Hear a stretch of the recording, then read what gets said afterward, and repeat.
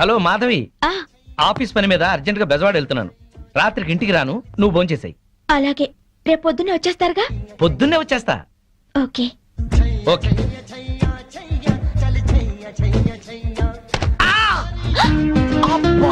అయ్యో సారీ అండి. చల్లగా పిడుగు పడ్డట్టుంది. సారీ సారీ, ఉండండి ఊతాను. ఏంటి ఊదేది? నువ్వు పడేసిన నలక బాటిల్. సారీ అండి, పైన బ్యాగ్ పెడుతున్నాను, బాటిల్ జారీ. వద్దు, ఎక్స్ప్లెనేషన్ వద్దు. నా రెటీనాకి ఏదైనా కావాలి, అప్పుడు చెప్తా మీ సంగతి. ఏం కాదండి, డోంట్ వరీ. మీరు ఎప్పుడైనా నేత్రదానం చేశారా? లేదండి. నా కంటికి ఏదైనా అవ్వాలి, మీ 2 కళ్ళలో ఒకటి దానం చేయాల్సి వస్తుంది. మీ కన్నుకి నా కన్ను హామీ, ఏం భయం లేదు. అయితే సరే. హే సీను. ఎవరు? నువ్వా? ప్రియా, నువ్వా? ఏంటి అల్లరి? చిన్నప్పటి నుంచి నువ్వు మారలేదా? అమ్మా తల్లి, 15 ఏళ్ల తర్వాత నిన్ను చూసి పోయిన కన్ను తిరిగి వచ్చినట్టయింది. పొరపాటున ఎవడో మెంటల్ గార్డ్ మీద బాటిల్ పడేశానని భయపడ్డాను. ఏం చేస్తున్నావు ఇప్పుడు? బిజినెస్. పెళ్ళైందా? అయింది. నువ్వు పెద్ద చీట్వి. ఏ? చిన్నప్పుడు నాకేం చెప్పావు? అదే, మనము అమ్మ నాన్న ఆట ఆడుకునేటప్పుడు పెద్దయ్యాక నన్నే పెళ్లి చేసుకుంటానని చెప్పేవాడు కదా నువ్వు. అవన్నీ నీకు బానే గుర్తున్నాయి. అంటే మన స్వీట్ మెమరీస్ అన్ని మర్చిపోయావు అన్నమాట. అసలు నువ్వేం బాయ్ ఫ్రెండ్ విరా బాబు. సరేలే గాని, నువ్వేం చేస్తున్నావు? ఎంబీఏ పూర్తయింది, ఇక్కడే జాబ్ చేస్తున్నాను. అమ్మని ఊరి నుంచి తీసుకురావడానికని వెళ్తున్నాను. ఓ, నువ్వు రాగానే తప్పకుండా మా ఇంటికి రావాలే. ఇది మా ఇంటి అడ్రస్. ఓకే.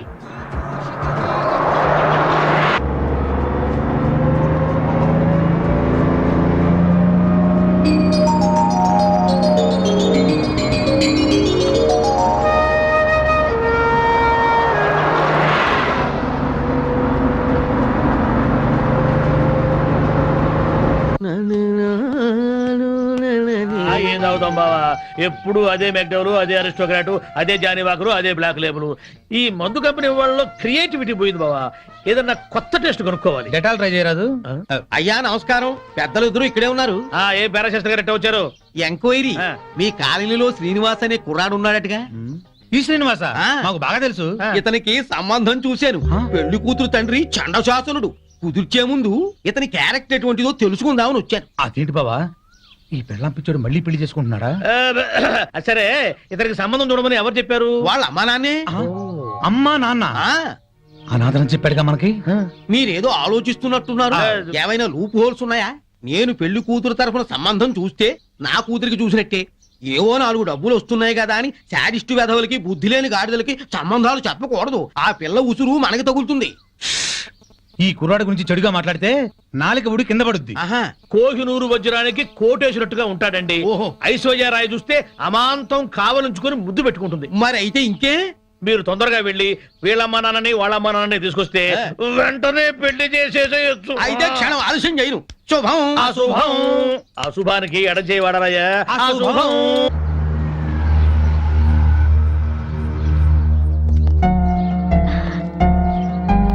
రా మంజుల, నేనే నీకు ఫోన్ చేసి వద్దాం అనుకున్నాను. మా ఆయన ఆఫీస్ పని మీద ఊరెళ్ళారు. ఆఫీస్ పని మీద? అవును. ఏ? సారీ మాధవి, నీకో విషయం చెప్పాలి. ఏమిటది? మీ ఆయనకి మా వారితో ఎలాంటి పార్ట్నర్షిప్ లేదు. ఇన్ఫాక్ట్ మా కంపెనీలో క్లర్క్ గా పనిచేస్తూ పార్ట్నర్ అని అబద్ధం చెప్పాడు. ఈ విషయం తెలిసి ఈ రోజు ఆయన ఉద్యోగం నుంచి తీసేశారు. నువ్వేం బాధపడకు, మా ఆయనకి నచ్చజెప్పి మళ్ళీ ఉద్యోగం ఇచ్చేలా చేస్తాను. బట్ మీ ఆయన్ని కంట్రోల్లో పెట్టుకో. బాయ్.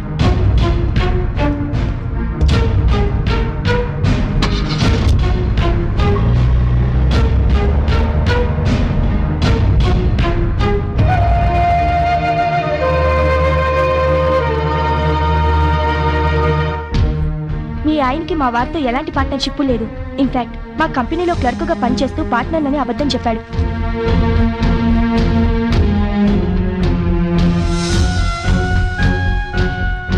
ఈ రోజు ఆయన ఉద్యోగం నుంచి తీసేశారు.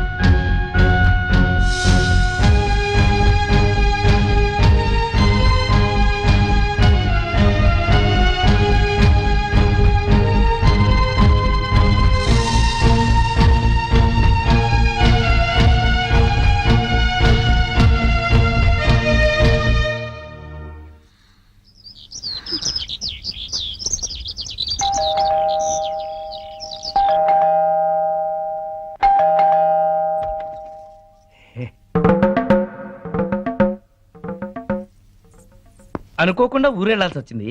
నీకు ఫోన్ చేశా కదా, అయినా అంత కోపమా? రాత్రి భోజనం చేసావా? నేను లేనని తినకుండా పడుకున్నావా? నా కోసం ఫోన్లు ఏమైనా వచ్చాయా?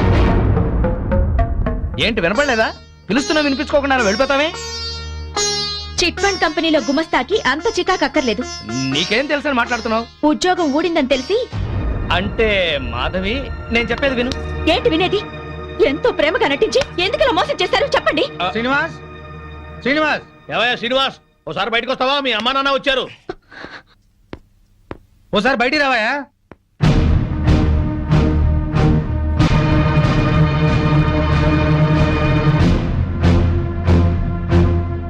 నీకు పెళ్లి కాలేదని ఎవరో పిల్లని కూడా వచ్చారయ్యా. ఏమిటి, ఇతనికి పెళ్ళయిందా? మాకు తెలిసి ఒకే పెళ్ళయింది, ఆవిడే ఒక్క పెళ్ళాం. ఏమిటి మీ అమ్మా నాన్న కూడా తెలియకుండా చేసుకున్నావా ఈ అమ్మాయిని? అవ్వ మా సంగతి తెలియక వాళ్ళు నీకేదో పెళ్లి సంబంధం తీసుకొచ్చారయ్యా. ఏంటండి ఈ నాటకం? మీ అమ్మా నాన్న దివిసీమ తుఫాన్లో చచ్చిపోయారని చెప్పి నన్ను పెళ్లి చేసుకున్నారు. వాళ్ళు బతికుండగా అలా చెప్పడానికి సిగ్గుగా లేదు. అమ్మా, దివిసీమ తుఫాన్లో కొట్టుకుపోయిన వాళ్ళ అమ్మా నాన్న మొన్న వచ్చిన సునామీకి ఒడ్డు కొట్టుకొచ్చుంటారు. అతనే వరకు ఏమిట్రా ఇదంతా? మాతో ఒక్క మాట చెప్తే నీ పెళ్లి మేం కాదంటావా? అది కాదు నాన్న. చేసింది చాలే, సమర్థించుకోకు. నువ్వే మనిషివా? ఇలా చేస్తావు అనుకోలేదు. మీకేం చేశాడేంటి? చీట్ చేశాడండి.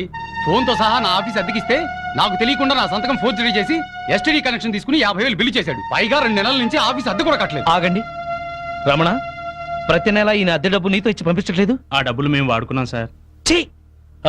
మరి ఎస్టీడీ గొడవ ఏంటి? ఆయన సంతకం ఫోర్జరీ చేసి ఎస్టీడీ కనెక్షన్ తీసుకున్నాం. పబ్లిక్ అందరితో ఫోన్లు చేయించి ఆ డబ్బుతో దుబాయ్ వెళ్ళాలనుకున్నాం.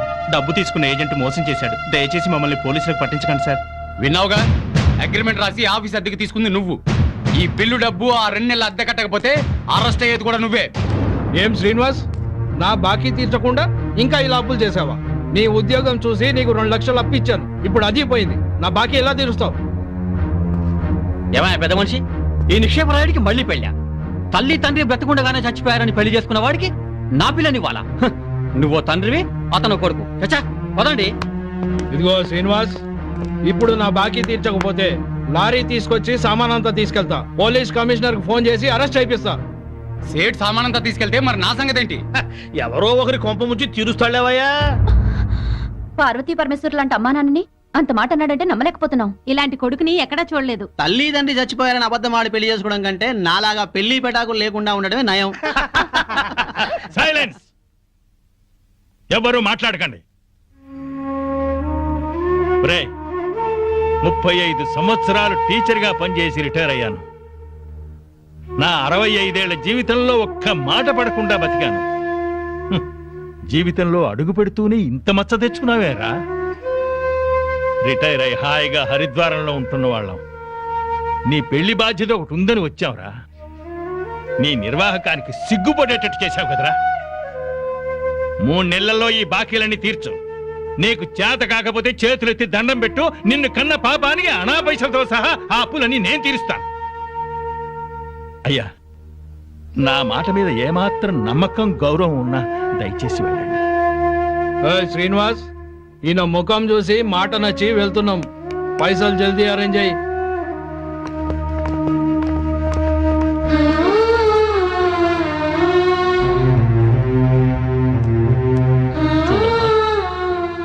వీడి తెలివికి చదువుకి ఈ అప్పులు తీర్చడం అంత కష్టమైన పని కాదు. ఒరేయ్, చచ్చిపోయిన నీ తండ్రికి తద్దినం పెట్టకపోయినా పర్వాలేదు, చేసిన అప్పులు తీర్చరా. అప్పుడే ఆ తండ్రి ఆత్మకి శాంతి.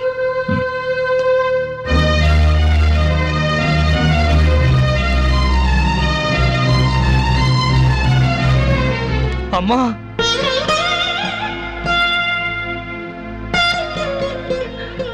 చచ్చిపోయిన మీ అమ్మ ఎక్కడున్నా నువ్వు బాగుండాలని కోరుకుంటుంది బాబు.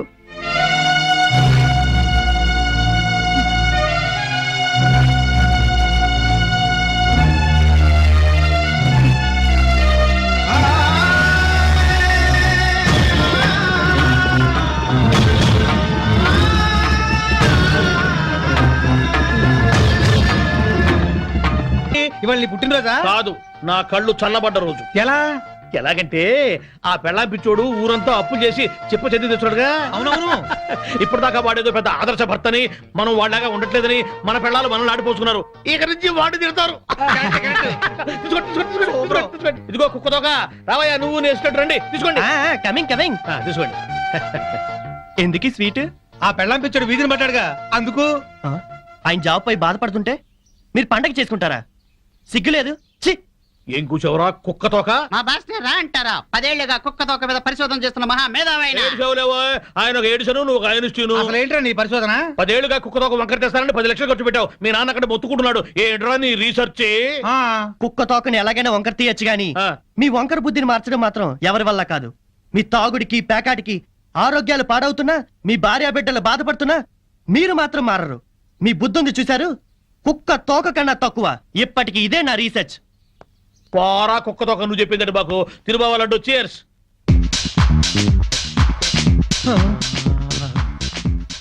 ఈ మెరుపు తీగ ఎవరు బావా? ఫ్యాషన్ టీవీలో పెట్ట మన కాలనీలోకి నడిచొస్తున్నట్టుంది కదూ. అవును.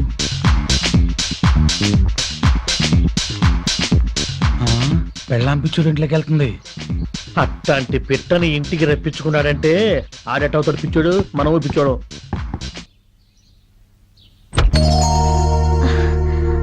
శ్రీనివాస్ ఉన్నాడండి? మీరెవరు? నేను శ్రీను చిన్ననాటి స్నేహితులు. లేరు, బయటికెళ్లారు. ఎప్పుడొస్తాడో తెలీదు.